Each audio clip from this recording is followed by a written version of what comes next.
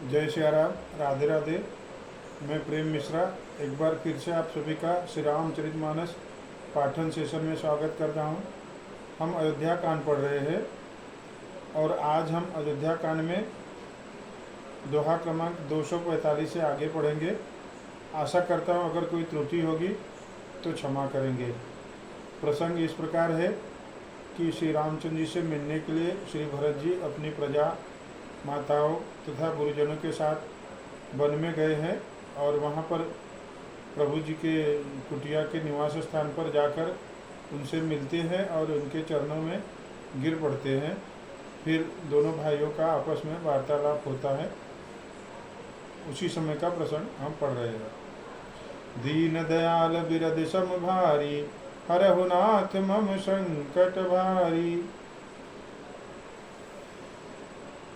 शीय आई मुनिवर पद लागी, उचित अशीष लही मन मागी। गुरुपति नीहि मुनि तिनय समेता, मिली प्रेम कहि जाय न जेता। सीता जी आकर मुनि श्रेष्ठ वशिष्ठ जी के चरणों में लगी और उन्होंने मन मांगी उचित आशीष पाई। फिर मुनियों की स्त्रियों सहित गुरु पत्नी अरुंधति जी से मिली। उनका जितना प्रेम था वह कहा नहीं जाता। बंदी पंदी बग सिय सब ही के, आशीर बचन लहे प्रिय जी के। सासु सकल सब सिय निहारी, मुदे नयन सहमि सुकुमारी।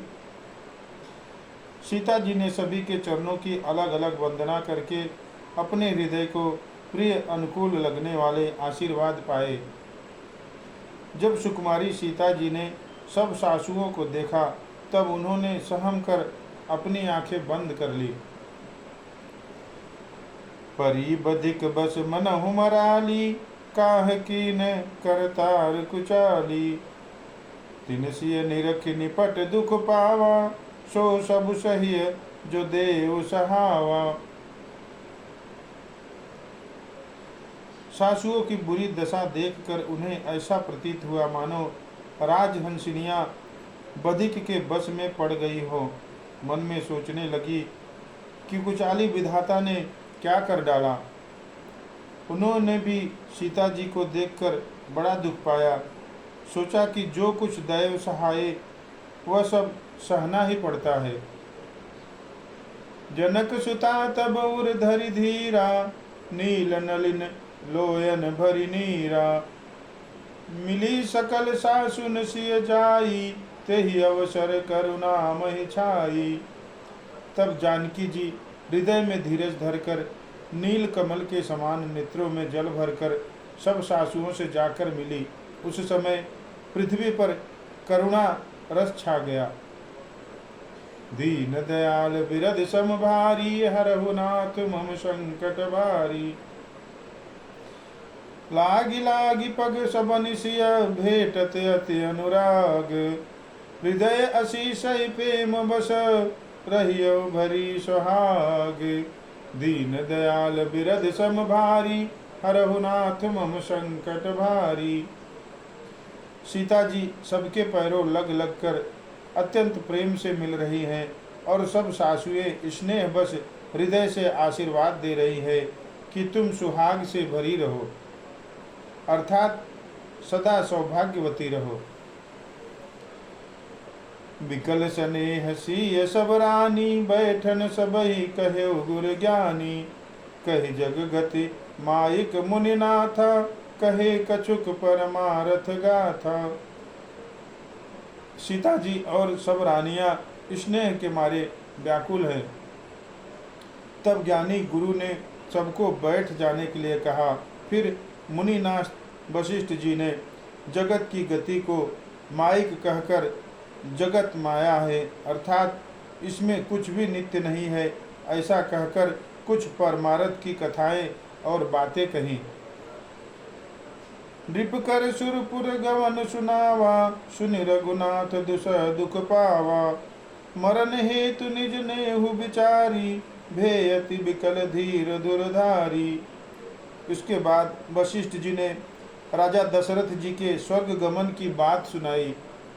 जिसे सुनकर श्री रघुनाथ जी ने बहुत बड़ा दुख पाया और अपने प्रति उनके स्नेह को उनके मरने का कारण विचार कर धीर धुरंधर श्री रामचंद्र जी अत्यंत व्याकुल हो गए।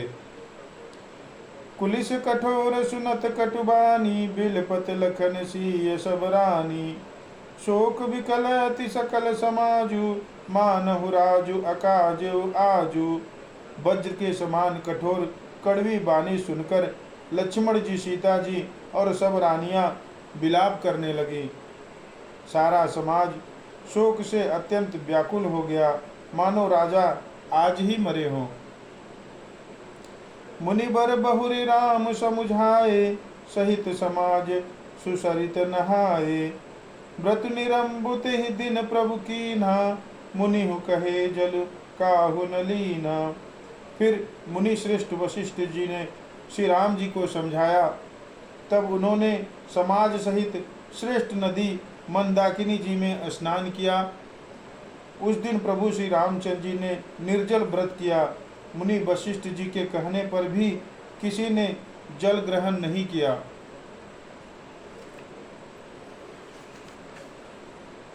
दीन दयाल बिरध सम भारी, हरहु नाथ मम संकट भारी।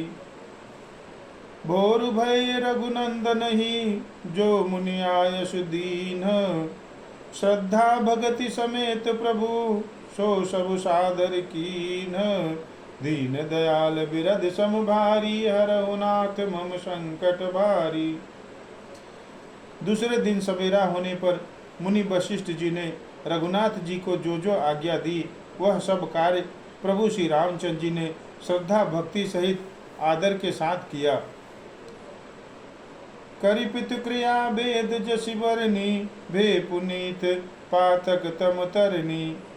जासु नाम पावक अगतूला, सुमिरत सकल सुमंगल मूला।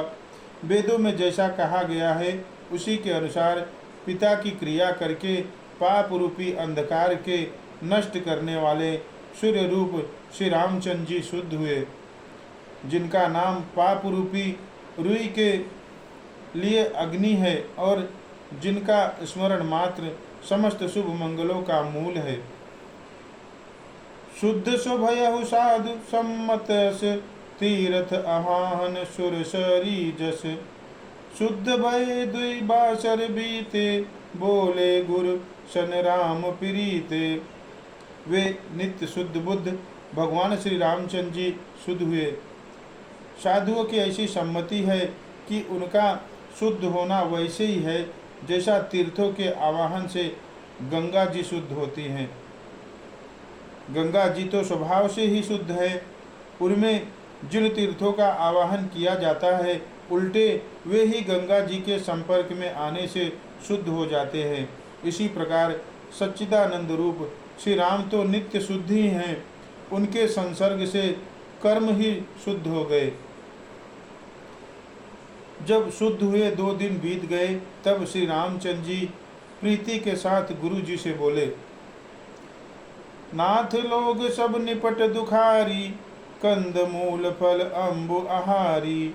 सानुज भरत सचिव सब माता, देखी मोहि पल जिम जुग जाता।